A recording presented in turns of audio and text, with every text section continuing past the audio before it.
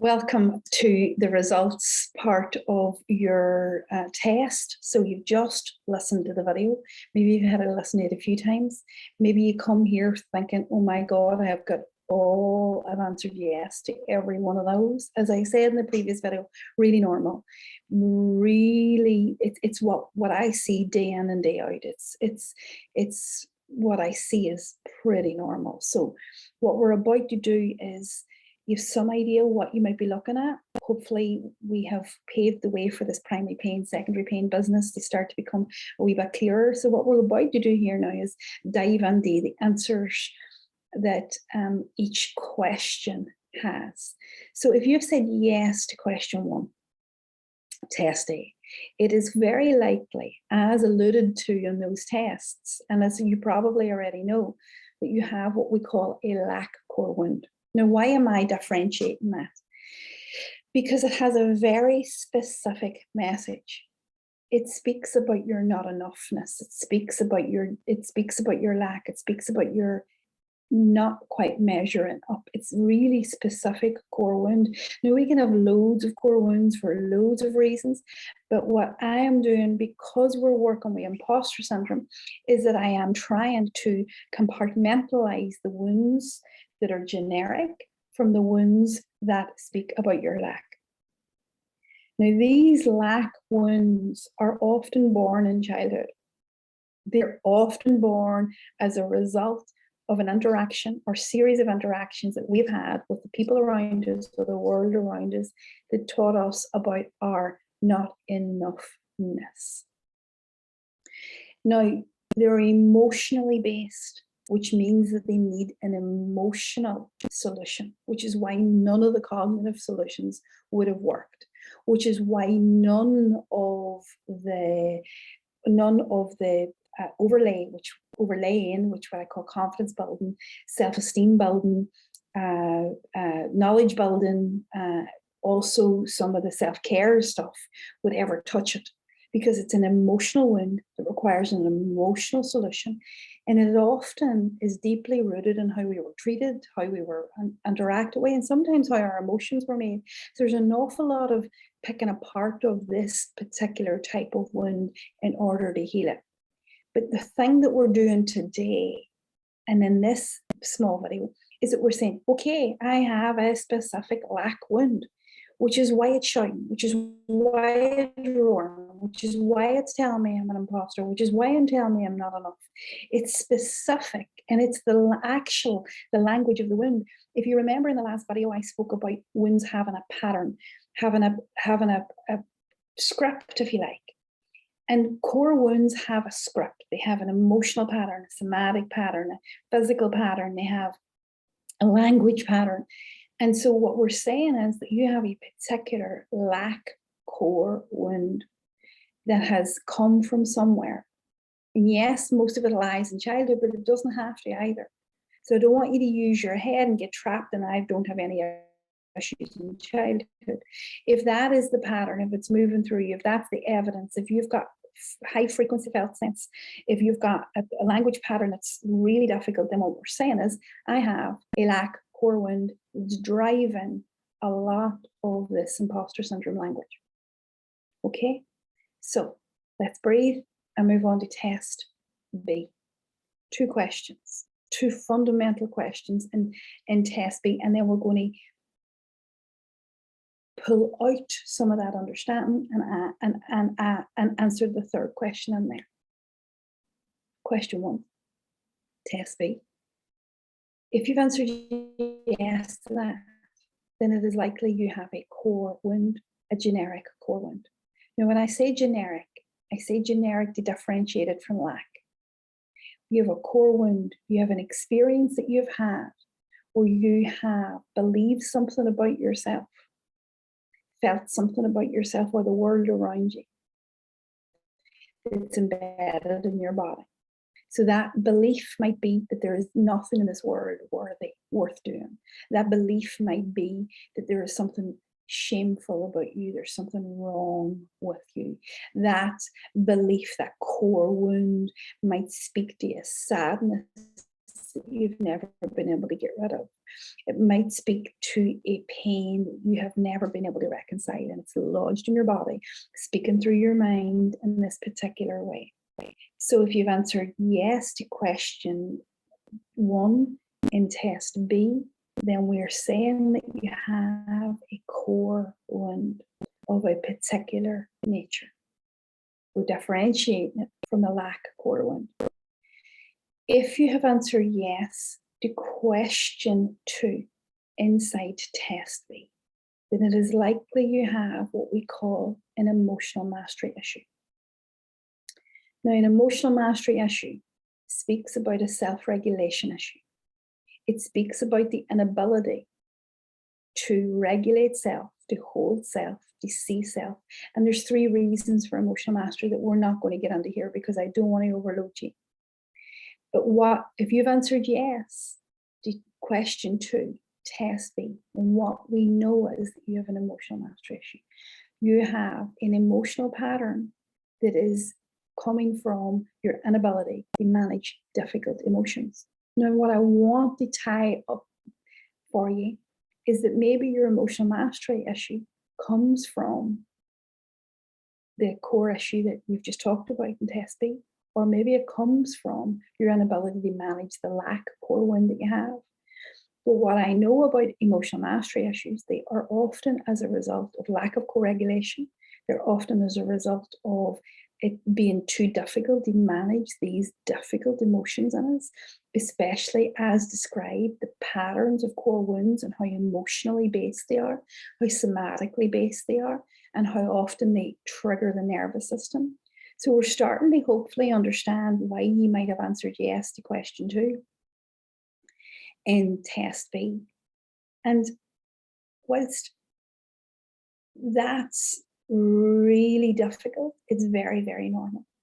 Whilst that's really difficult and it can be very painful, it's incredibly normal. And I see it day in and day out, whether you're a therapist or not. So we have these emotional mastery issues around these core issues that we hold. I hope that's starting making sense. But we're starting to build what it is that we're dealing with. Some of us could be dealing with a lack issue. Some of us could be dealing with a generalized core wound, and some of us could be dealing also with an inability to manage those emotionally. And we could be looking at yes to A, yes to B, question 1 and 2, which is fine. So the third question that wasn't a specific question for test B was, do you use all of that against yourself? That's a really important reflection. Do you use all of that against yourself? What have you been saying to yourself about all of that? And is that also the source of your imposter syndrome? I shouldn't have that. I shouldn't be that. I shouldn't feel that. I should be able to get over that. All of the work that I've done shouldn't be there. Rah, rah, rah, rah, rah, rah. Because now we're starting to see the source, real source of imposter syndrome.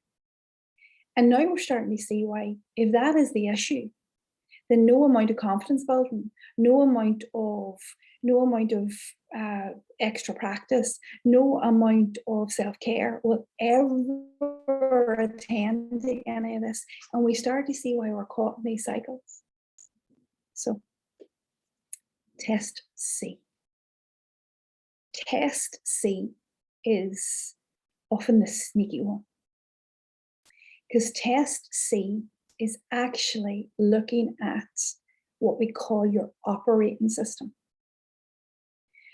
So test C is really asking questions about how you operate as a human being, how you operate from your very natural human condition.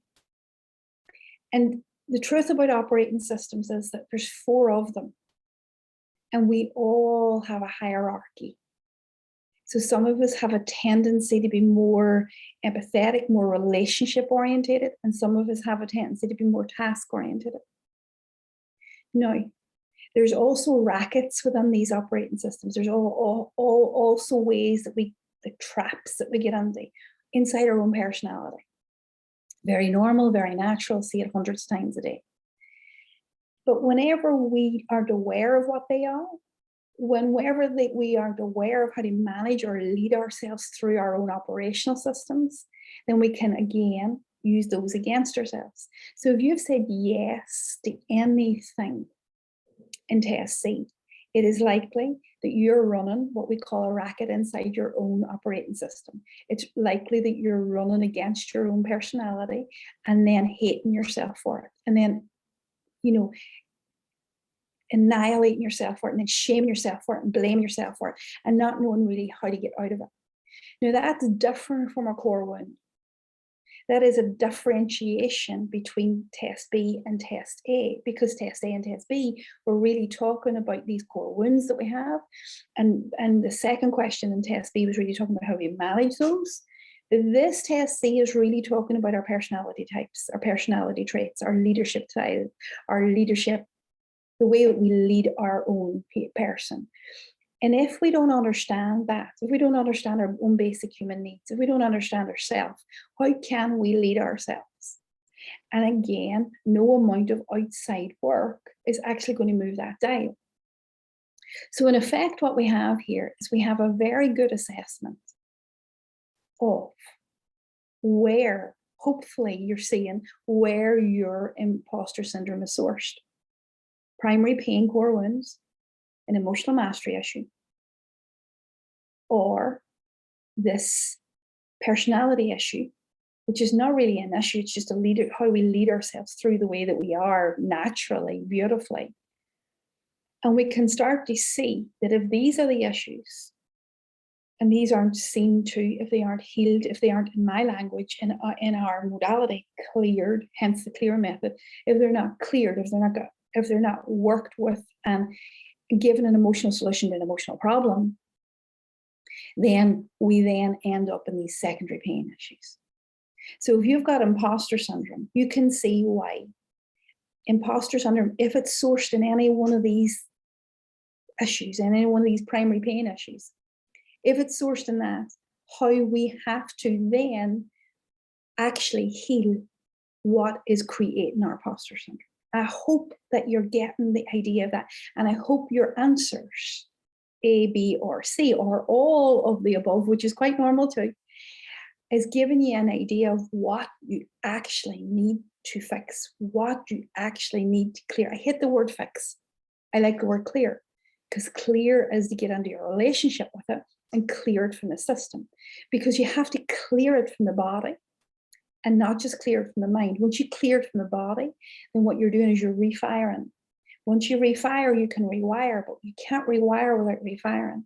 Because what happens, which I'm sure you all know, is that if you rewire without refiring, then the fire just ignites and the thought systems come back. So when I say wire and fire, I mean fire is thought and wire is body. And what we know is that if this stuff is lodged in the body, unresolved, it'll just keep firing. I have seen it so many times. Inside our programs, we have 4 key principles of healing: preparation, finding, healing, becoming. What is happening for us is that we're trying to become who we are supposed to be. We're trying to become who we were ever meant to be. We're trying to become more confident. We're trying to become more authentic. We're trying to become. And we haven't done the work that lets us become. We haven't done the inner work, the support work that lets us become, and hence imposter syndrome is an inevitable part of that. We haven't done the prep work, which is emotional mastery, and we haven't done the finding work and the healing work, which is the emotional work. I hope this has given you a framework for how you might go about healing what you've just found. I hope this gives you a framework for what your next steps are. And maybe you can get off the merry-go-round of exhausting yourself with more CPD, with more confidence courses, with more wellness courses. I hope you can get off the merry-go-round. That's the only word I have for it, this merry-go-round of trying to feed ourselves, because there is something wonderful about healing internally and knowing that healing is a continuous place, but knowing how to go back to the source, or go to the source of a wound and heal it, and never have it regurgitate itself, never have it to come back up. Does that mean that once you've healed one wound, everything is healed? No, it doesn't. We're not naive enough to think or understand that. But what it does mean is that anything that ever does come up, that you know how to go to the source of it, you know how to heal it, and you know how to move on from it, and you know how not to get trapped in imposter syndrome. I've seen it too many times. I've seen the healing of this too many times. I've seen therapists, coaches, counselors work on their actual inner self, work on their emotionality, work on the pain, work on the primary pain, and then release themselves from all of the chains of imposter syndrome and become all of who they were ever supposed to be. I have seen people let go of lack wounds that were born in childhood through illness, that were born in childhood through lack of emotional security, that were born in childhood through difficult parenting. Heal those, let those go. Imposter syndrome as a language disappears. And then they get to step in to who they were meant to serve, who they were meant to be. Then you get to become all that you want. So healing this stuff so that you can be who you were ever supposed to be, who you were ever supposed to serve, is vital. But not healing it will leave you up against a brick wall every time. And my hope and pray for you is that as we walk through this series, that you get an idea of where you are, and you get an idea of what is required to heal this stuff. And if you're really ready to heal, then my invite to you is to join us. My invite, when I say us, I mean us, the collective. It's called The Collective. And it's a beautiful, beautiful cohort, community, group of therapists led by me. And we get to work through, I get to coach you, work you through this material. I get to coach you through your core wounds. I get to help you through them. I get to help you heal them emotionally. I get to help you manage your emotional world, your emotional mastery, so that you can handle this stuff, so that you can get to the bottom, so you can get to the root cause.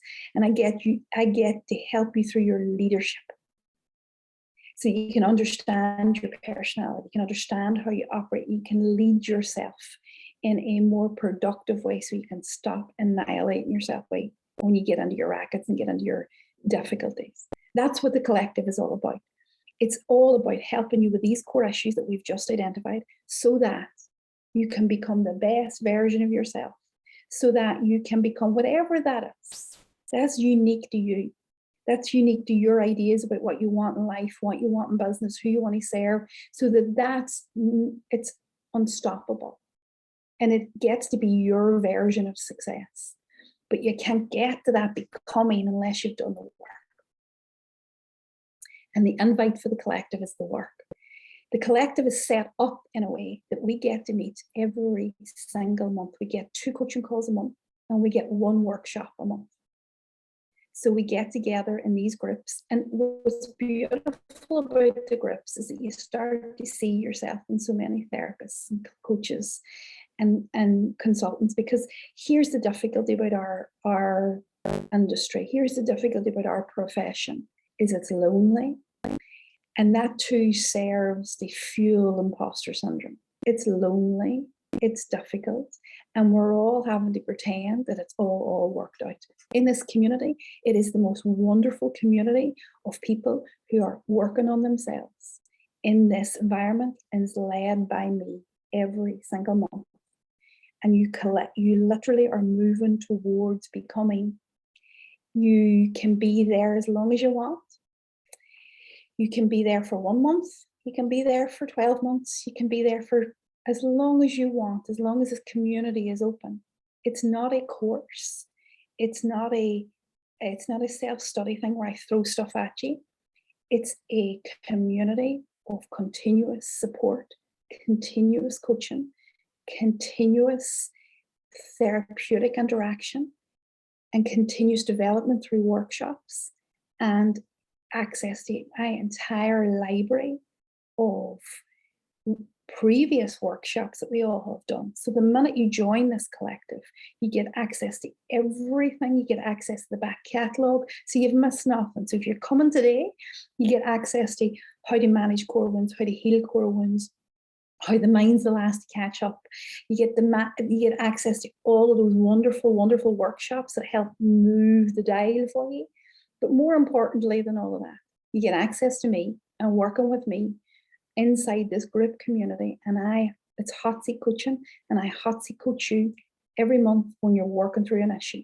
Now, the lovely thing about it is that you get to come and go as you please, but the support and the community support is continuous. And we've set it up like that because I know you're busy. I know that another course is not what you need, another place that you have to attend and you don't show up and then you use that against yourself is not what we need here. What we need is a community of compassion, a community of empathy, a community of unconditional positive regard, because what you'll see is that everyone's on the same level. And all of those therapists, coaches, and counselors that are out there, you know, saying wonderful, serving their community wonderfully, we're also feeling like you. And there is something actually curative even in that before you do a coaching call, before you put yourself forward, before you do any of your leadership workshops, before you do any of your emotional mastery work. There's something so healing and holding in that place. So that's my invite. My invite is that you'll join us. It is a small, small fee of £19 a month.